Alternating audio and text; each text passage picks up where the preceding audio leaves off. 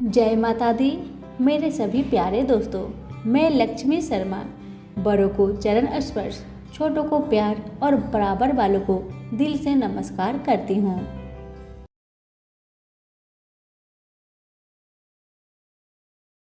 प्रेम से बोलिए उमा शंकर की जय हो।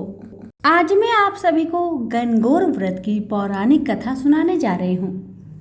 कथा को पूरा जरूर सुनिएगा और अपने को भी शेयर कीजिएगा। माता रानी आप सभी की इच्छा को अवश्य पूरी करे। कथा। एक बार भगवान शंकर तथा पार्वती नारद जी के साथ भ्रमण को निकले। चलते चलते वे चैत्र शुक्ल तृतीया के दिन एक गांव में पहुंच गए। उनके आगमन का समाचार सुनकर गांव की श्रेष्ठ कुलीन स्त्रियां उनके स्वागत के लिए स्वादिष्ट भोजन बनाने लगी। भोजन बनाते बनाते उन्हें काफी विलंब हो गया, किंतु साधारण कुल की स्त्रियां श्रेष्ठ कुल की स्त्रियों से पहले ही थालियों में हल्दी तथा अक्षत लेकर पूजन हेतु पहुंच गई। पार्वती जी ने उनके पूजा का भाव को स्वीकार करके सारा सुहाग रस उन पर छिड़क दिया। वे अटल सुहाग प्राप्ति का वरदान पाकर लौटी। तत्पश्चात उच्च कुल की स्त्रियां अनेक प्रकार के पकवान लेकर गौरी जी और शंकर जी की पूजा करने पहुंच गई। सोने चांदी से निर्मित उनकी थालियों में विभिन्न प्रकार के पदार्थ थे। उन स्त्रियों को देखकर भगवान शंकर ने पार्वती जी से कहा, देवी, आपने तो सुहाग का रस तो साधारण कुल की स्त्री को दे दिया है, अब इन्हें क्या देंगी? पार्वती जी ने उत्तर दिया, हे प्राणनाथ, आप इसकी चिंता मत कीजिए। उन स्त्रियों को मैंने केवल ऊपरी पदार्थ से बना रस दिया है, इसलिए उनका रस धोती से रहेगा, परंतु मैं इन उच्च कुल की स्त्रियों को अपनी उंगली चीरकर अपने रक्त का सुहाग रस दूंगी। यह सुहाग रस जिसके भाग्य में पड़ेगा वह तन मन से मुझ जैसी सौभाग्यवती हो जाएगी। जब स्त्रियों ने पूजन समाप्त कर दिया, तब पार्वती ने अपनी उंगली चीरकर उन पर रक्त छिड़क दी। जिस पर जैसा छींटा पड़ा उसने वैसा ही सुहाग पा लिया। तत्पश्चात भगवान शिव की आज्ञा से पार्वती ने नदी तट पर स्नान किया और बालू की शिव मूर्ति बनाकर पूजन करने लगी। पूजन के बाद बालू के पकवान बनाकर शिव जी को भोग लगाया। प्रदक्षिणा करके नदी तट की मिट्टी से माथे पर तिलक लगाकर 2 कण बालू का भोग लगाया। इतना सब करते करते पार्वती को काफी समय लग गया। काफी देर बाद जब वे लौट कर आई तो महादेव जी ने उनसे देर से आने का कारण पूछा। उत्तर में पार्वती जी ने झूठ ही कह दिया कि वहां मेरे भाई भौज आदि मायके वाले मिल गए थे, उन्हीं से बात करने में कुछ देर हो गई। परंतु महादेव तो महादेव ही थे, वे कुछ और ही लीला रचना चाहते थे। अतः उन्होंने पूछा, पार्वती, आपने नदी तट पर पूजन करके किस चीज का भोग लगाया था और स्वयं कौन सा पदार्थ खाया था?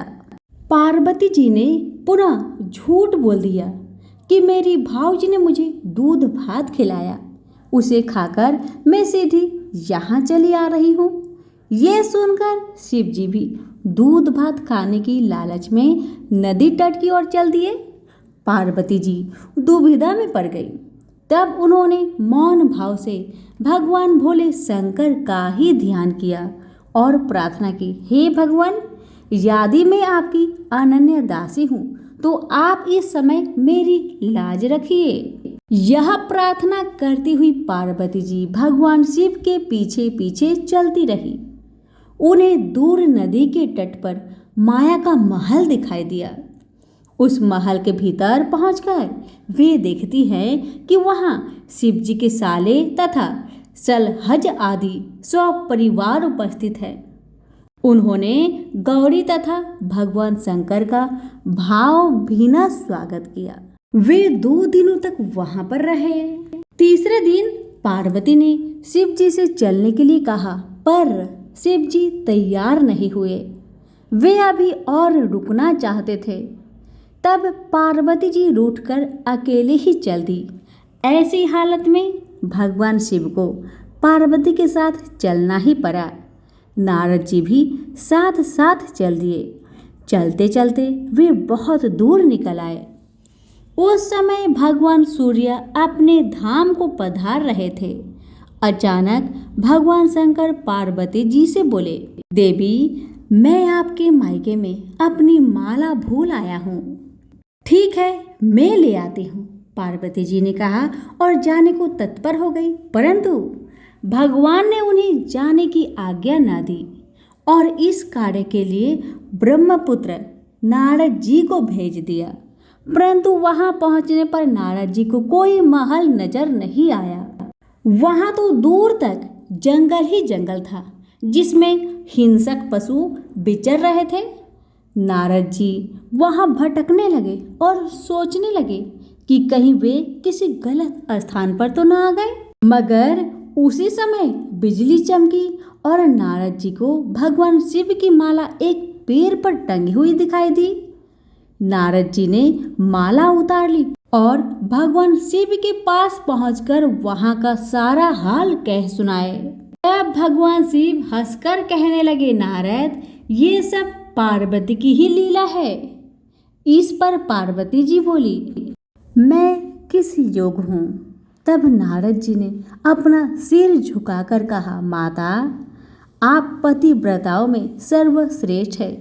आप सौभाग्यवती समाज में आदि शक्ति है। यह सब आपके पतिव्रत का ही प्रभाव है।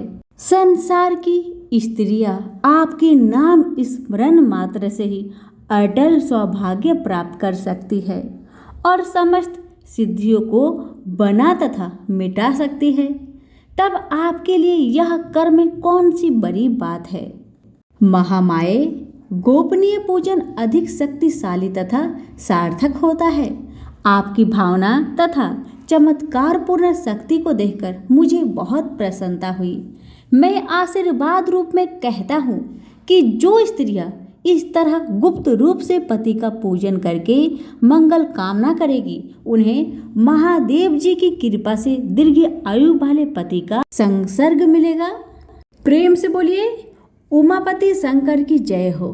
कथा अच्छी लगे तो लाइक शेयर करना ना भूले। धन्यवाद।